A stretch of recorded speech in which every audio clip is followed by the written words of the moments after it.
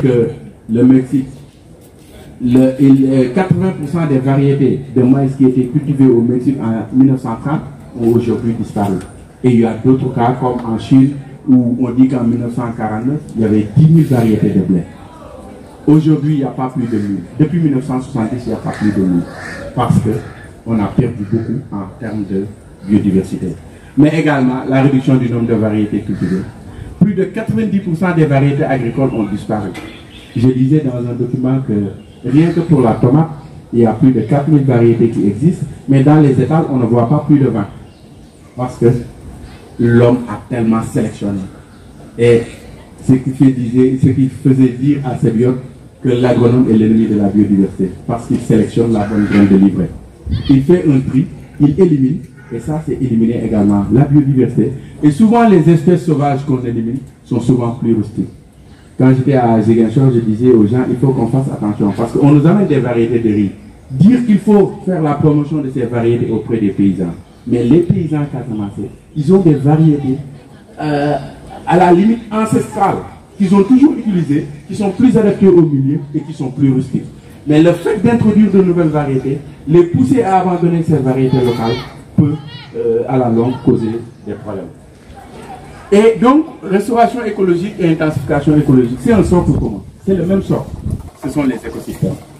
Parce que le développement industriel, la pression démographique et l'agriculture conventionnelle, quand je dis l'agriculture conventionnelle, ce n'est pas l'agriculture de mon grand-père de Fissel Badan, où on utilise la houe, où on utilise la traction attelée. L'agriculture conventionnelle, c'est tel que ça se fait au nord, où on procède à un dopage des sols, un forçage. Même si c'est l'élevage, c'est un forçage physiologique. Donc, ça a eu des conséquences sur la dégradation des écosystèmes. Et pour pallier à ce phénomène sans précédent, la restauration écologique et l'intensification écologique de l'agriculture se sont révélées comme étant des pratiques écologiques efficaces. Et ainsi, la notion d'écosystème, comme je vous le disais tout à l'heure, c'est l'unité de base, c'est le trait d'union entre restauration écologique et intensification écologique. Et on ne peut pas parler d'écosystème sans parler de biodiversité. J'ai essayé de résumer tout ce que j'ai dit dans ce graphique de la fin. Vous avez ici biodiversité et écosystème qui sont intimement liés en fait.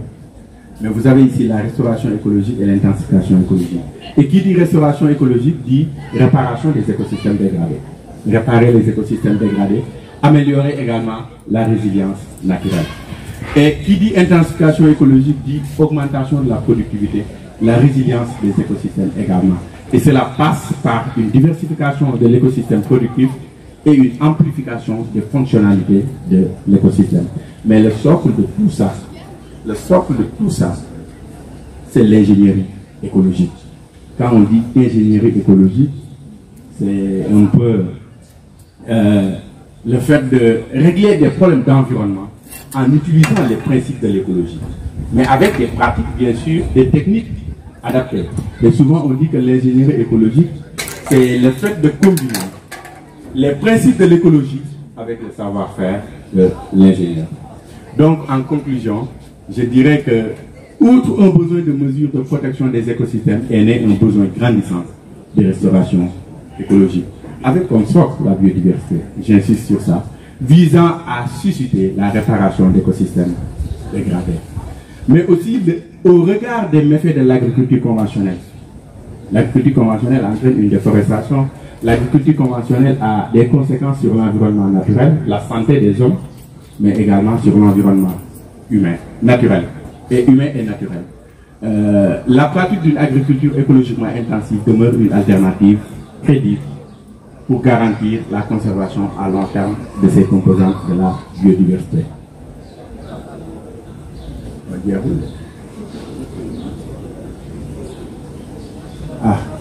Ainsi, la mise en évidence des synergies entre conservation de la biodiversité, restauration écologique et intensification écologique est plus que jamais un enjeu d'actualité. Je vous remercie pour votre aimable attention.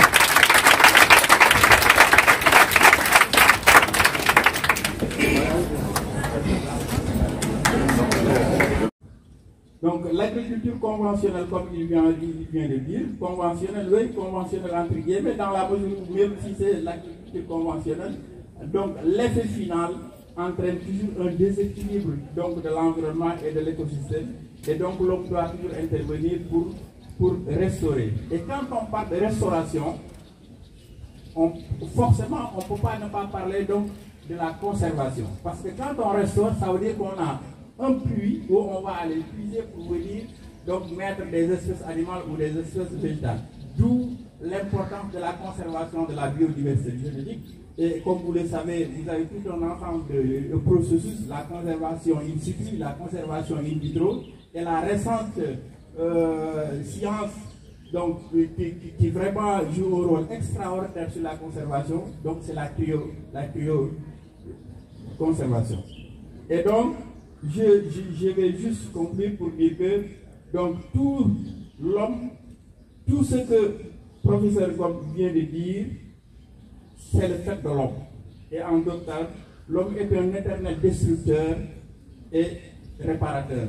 Donc il faut juste trouver un équilibre pour ne pas subir donc, les conséquences désastreuses. Donc sur ce, on va ouvrir une liste, et pour une petite liste, parce qu'il faut qu'on libère nos autorités pour ne pas vraiment abuser de leur temps, et libérer certains Diobènes et certains Diobènes et Jola et Alpoula, qu'ils puissent alors se restaurer, parce qu'on me fait, M. Diata ne cesse de me dire il faut arrêter parce que voilà, on doit aller prendre notre part. Je vous remercie. Donc on ouvre une petite liste. Formation doctorale, production et protection des végétaux. En même temps, représentant des doctorants au conseil scientifique et pédagogique de l'EFSEF. Avant tout, d'abord, je vais remercier M. Ngom de sa brillante présentation sur une question aussi importante qui est la biodiversité, sa restauration écologique et son intensification écologique, quelle implication.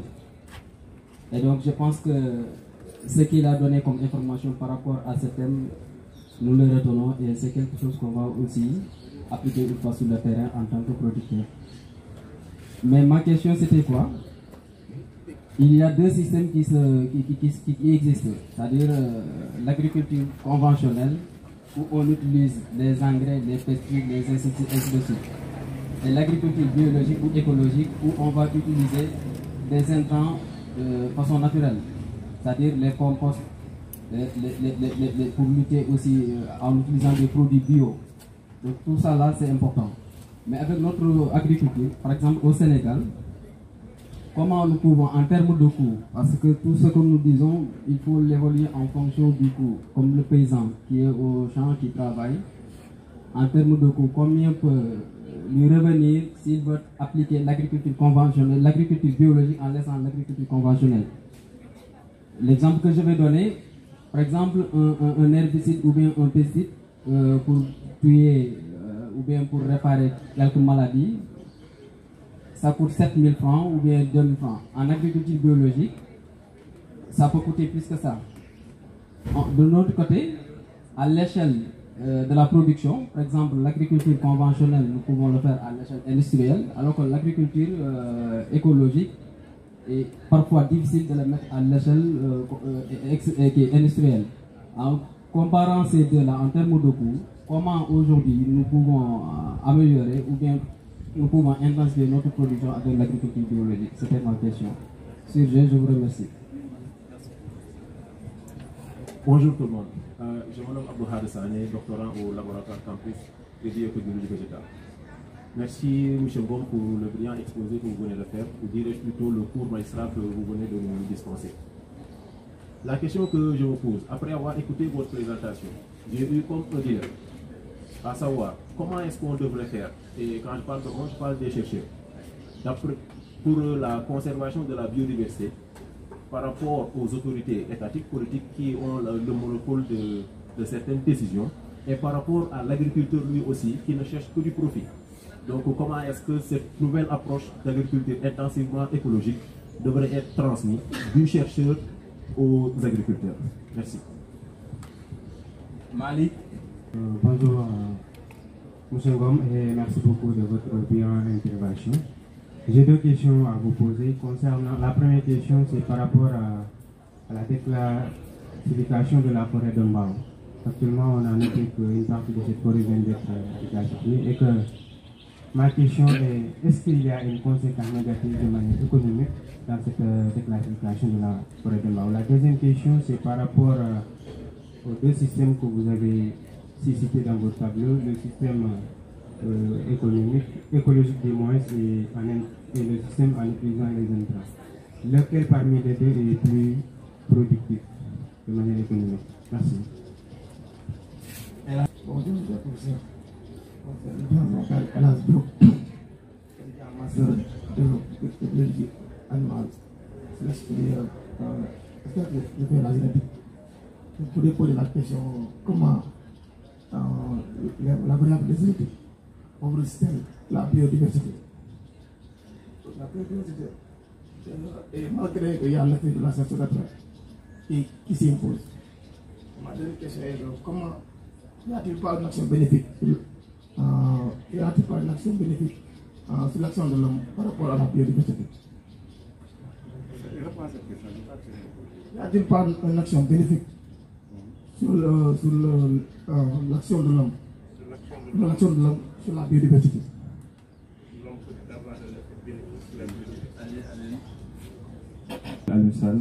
Merci M. Ngom pour cette brillante présentation. Moi j'avais deux questions. Donc nous savons tous qu'il y a la COP26 qui est en train de se préparer. Et j'aimerais bien savoir quelle est la place de la biodiversité lors de la COP26 qui va se préparer. Je pense qu'il y aura lieu en décembre.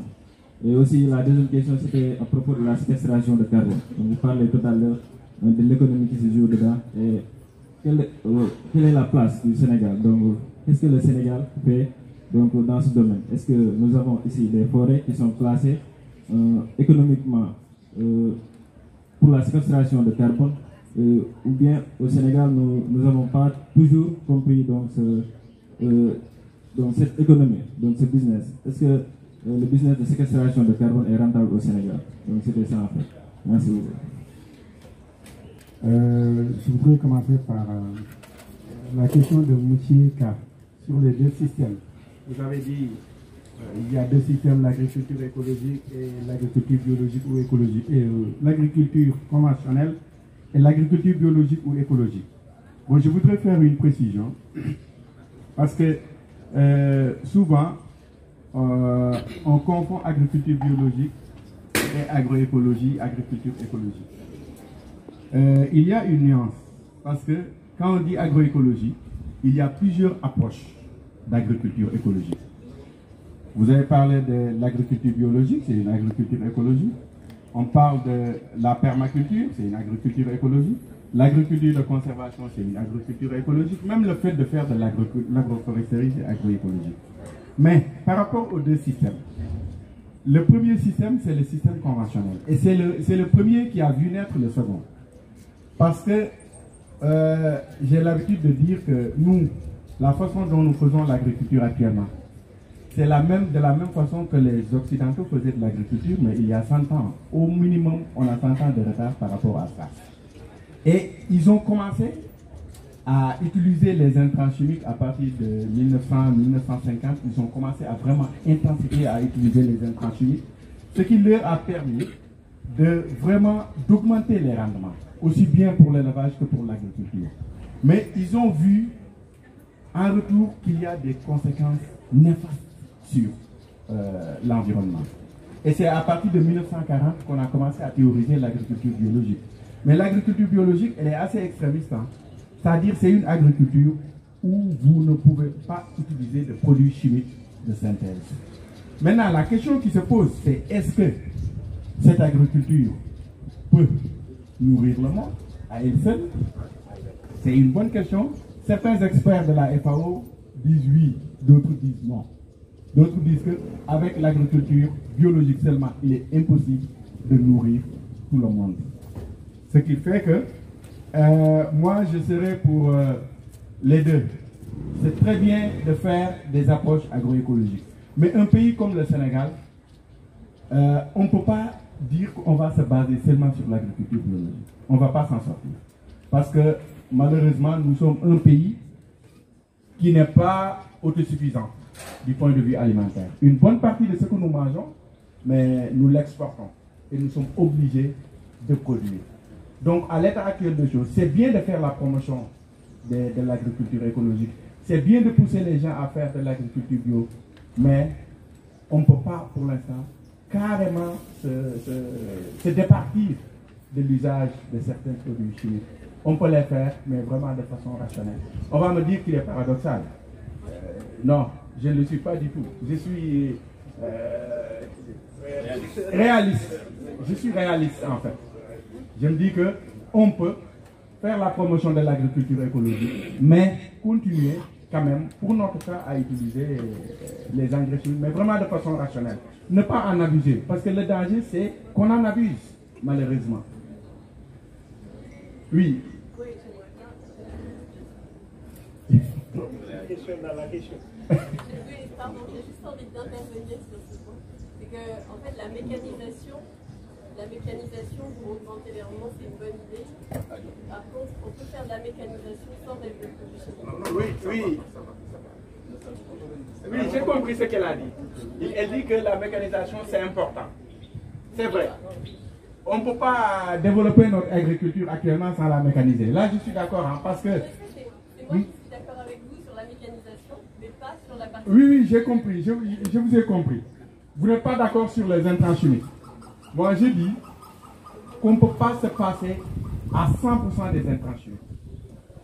On peut faire la promotion de l'agriculture biologique. Moi, je préfère manger ce qui est bio. Mais je sais que c'est difficile aujourd'hui de dire aux paysans, vous ne pouvez pas utiliser des engrais chimiques. Pour revenir à ce que Ka disait, les facteurs de production, quels sont les facteurs les plus élevés? On commet souvent des erreurs. C'est vrai que nous, on fait du bio sans faire du bio. C'est ce que je dis souvent. Vous voyez un paysan serein qui n'utilise pas de l'engrais, qui n'utilise pas de pesticides, mais il ne pourra pas vendre son produit comme étant un produit bio, parce qu'on considère qu'il ne fait pas du bio. Et pourtant, il utilise les principes du bio. C'est parce que le bio, c'est une labellisation. Et ça pose problème pour nos paysans de labelliser. J'ai une fois interpellé celui qui représente Écossaire au Sénégal pour lui dire combien ça coûte de labelliser un verger de manguier de 3 hectares. Il me dit que le minimum que tu puisses payer, c'est 1000 euros. Quel est le paysan qui va donner 1000 euros pour labelliser un verger de 3 hectares de manguier? Je n'en trouve pas. Mais l'erreur qu'on fait, c'est de croire que l'agriculture biologique n'est pas diversité génétique, diversité des espèces et diversité des écosystèmes. Quand il y a diversité génétique, forcément, ça induit une diversité des espèces. Même l'isolement géographique peut conduire à la spéciation, peut conduire à une diversification. Et s'il n'y avait pas cette diversité génétique, ce serait catastrophique. Hein. Imaginez si nous tous, nous avions le même patrimoine génétique. Une maladie peut venir nous ravager tous. C'est parce qu'on est différents. On est très différents. Même deux frères et sœurs ont un génome différent.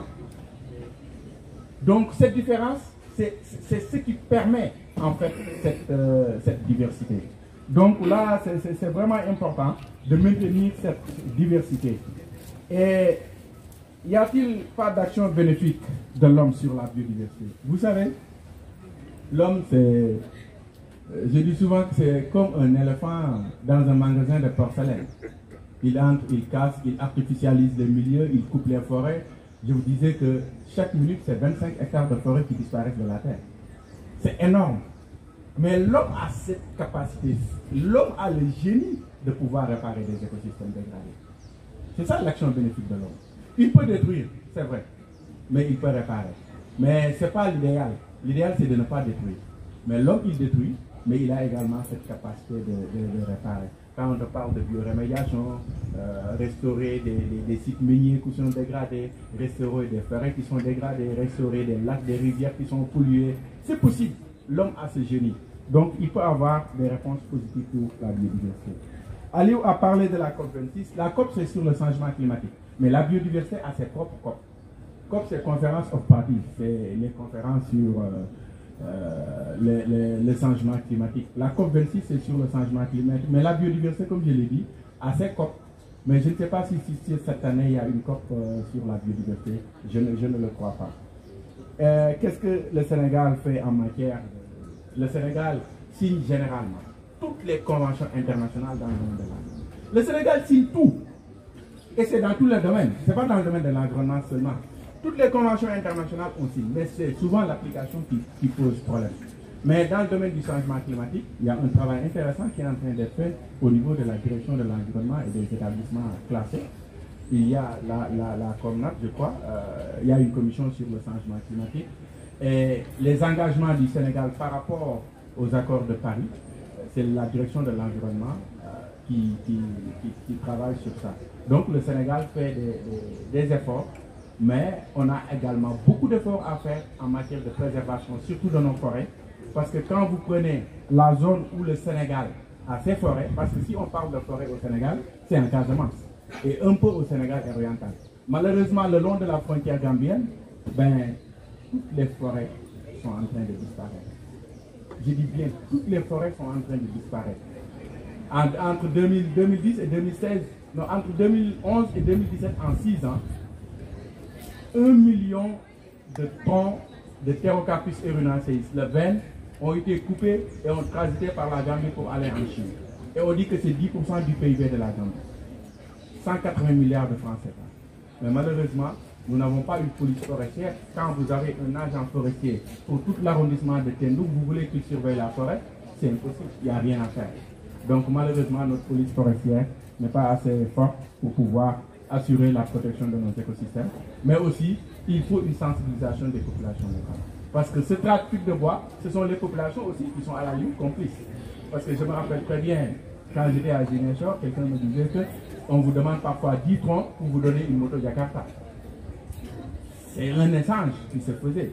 Donc c'est des pratiques, malheureusement, les populations aussi laissent faire. La pauvreté aidant, le trafic s'intensifie d'année en année. À un certain moment, l'État avait demandé à l'armée d'appuyer le service forestier, mais ça continue toujours de plus belle parce que la frontière avec la Gambie est très longue. Et pour la surveiller, souvent aussi, c'est pas facile. Je crois avoir répondu aux questions qui ont été posées. Si on a aussi, je suis prêt. Voilà, je crois qu'on arrive à la fin donc de la